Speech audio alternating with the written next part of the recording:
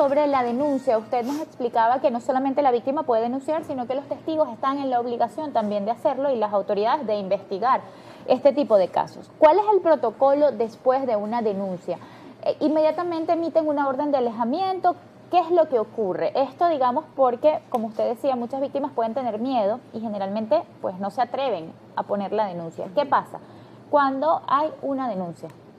Ok, el proceso es así, se denuncia. Vamos a hacer dos escenarios, denuncia a la propia víctima o denuncia a otra persona. Ok. El caso del que denuncia a la propia víctima depende de lo que estoy denunciando. Vamos a suponer, estoy denunciando una física, estoy denunciando una psicológica, una amenaza. Si esa persona convive con el agresor, necesariamente tiene que haber una salida del hogar. Porque obviamente el riesgo es automático. Mientras se investiga, se separan. No, las medidas de protección duran hasta que haya sentencia. Okay. O sea, ese proceso tiene 3 momentos y yo tengo medidas de protección hasta que termine el proceso. Inclusive, se ha establecido que debería durar más incluso después de la sentencia. Porque imagínate un agresor teniendo unas medidas, teniendo una sentencia condenatoria, bueno, ya puedo hacer lo que quiera, me vuelvo a incluir, me vuelvo a acercar. No, la idea es mantener esa protección, inclusive hasta terceros, porque la ley lo establece. Ahora, si quien denuncia es la mamá, el papá, como decía antes, hay que buscar la forma de tomarle la declaración a la propia víctima para saber cuál es el riesgo inminente que está sufriendo y dictarle medidas de protección de inmediata. Depende, por supuesto, del delito. Hablamos de una violencia sexual, inmediatamente hay salida, restricción, arresto, o sea, hay un montón de factores.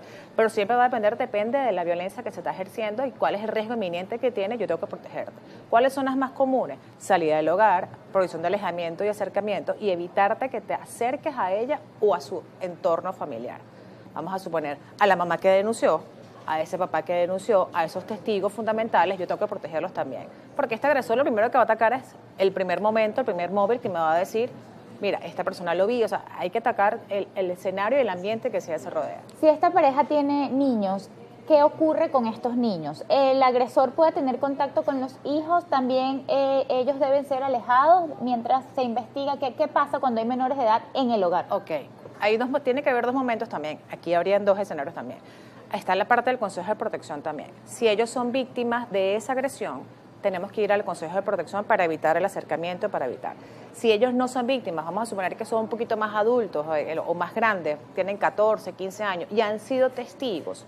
Entonces, claro, es un rol importante y además que hasta delicado, porque primero yo estoy declarando en contra de una persona con la que yo convivía, sí, porque fui testigo también de eso y también obviamente soy víctima de todo esto, porque hay una violencia indirecta en su contra. Sin duda. Han observado, han visto todo lo que está pasando.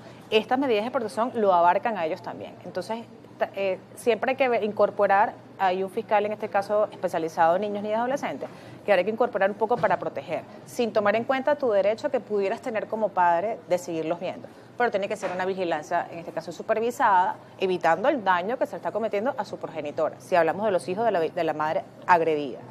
También tenemos que ver si no es la madre, o sea, hay que ver cuál es el contexto que pudiera verse para poder.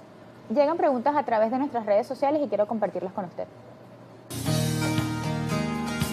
La señora Tamara Peña, ¿qué medidas de protección pueden solicitar las víctimas para garantizar su seguridad? Ok, claro, es que eso no es una solicitud, vamos a decir, directa de la víctima o del denunciante. Eso siempre va a haber en la medida de la violencia que se está generando. Pero por lo general siempre hay que alejarlos. Independientemente de la violencia, yo soy partidaria de que la que sea la violencia, siempre hay que ver un alejamiento. ¿Okay? En Venezuela no tiene como establecido el tiempo de distancia, entiéndase kilómetros, pero siempre hay que evitar el alejamiento. Una vez que tienen las medidas, y es importantísimo esto, una vez que tienen las medidas, tú tienes que hacer uso de esas medidas. O sea, no es un hecho distinto que la persona se te acerque, claro que lo es, sí lo es, y tú tienes que hacer uso de tus medidas. El órgano receptor te entrega unas medidas de protección, que es un papel con las medidas.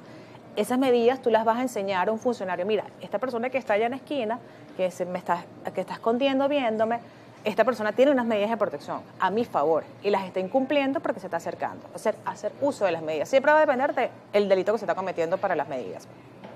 Paulina Mendoza, ¿qué impacto tiene la violencia de género en los hijos de las víctimas? Bueno, un poco lo que conversábamos ahorita, ¿no? De que va a depender siempre si fueron testigos, si son también víctimas de los hechos. Si son víctimas, también hay que, en este caso, tramitar toda la denuncia y enfocarlo también en los delitos que pudieran perjudicar a estos niños. Si el niño es varón, Si la niña, si en dado caso los hijos es niña, también obviamente hablamos de la ley como niña protegida, a varón como lomna protegido, o sea, depende también de lo que estamos viendo. Abogada, ¿qué nos hace falta en el país? Se tiene que hablar más de estos temas, no solamente durante el mes de noviembre, campañas informativas en los colegios también. Sí. ¿Cómo lo ve usted? Sí, yo creo que cuando empezó la ley, realmente yo pienso que se puso muy de moda, entonces todo era de moda en el sentido positivo, vamos a verlo del aplicar. Entonces todo lo que era en contra de una mujer lo veían como violencia de género. Entonces no hubo la información correcta y realmente las verdaderas víctimas no acudían porque no sabían qué hacer. Creo que ahora ya en el 2025 puedo estar segura de que se ha abierto y se ha dado muchas charlas o se ha dado muchas conferencias, mucha publicidad, mucha información de que ya se sabe que es una violencia de género. ¿Qué nos falta? Más impulso, que nos falta más conciencia, incluso más conocimiento, porque ¿qué pasa? Hay un porcentaje importante de la víctima que es realmente víctima, no sabe qué hacer, no sabe dónde acudir y no sabe si está en un proceso de víctima o eres víctima, no lo desconoce. Hasta que te comienzas a enterar cuando eres víctima, es ahí cuando ella dice, vamos a acudir. Eso hay que informarlo. Yo diría que incluso desde el colegio, o sea, de la edad primaria, comenzar a saber cuáles son los tipos de violencia que se ocurren en el entorno familiar y a quién decirle. Me tocaba darle charlas a niños para que sepa que es violencia. O sea, mi mamá sufre eso y no lo sabe. Esto suele pasar mucho también. Es un tema de información. Y la propia víctima es la que tiene que saberlo, que eso es lo más importante, para que esto se vaya expandiendo poco a poco y creo que se llega.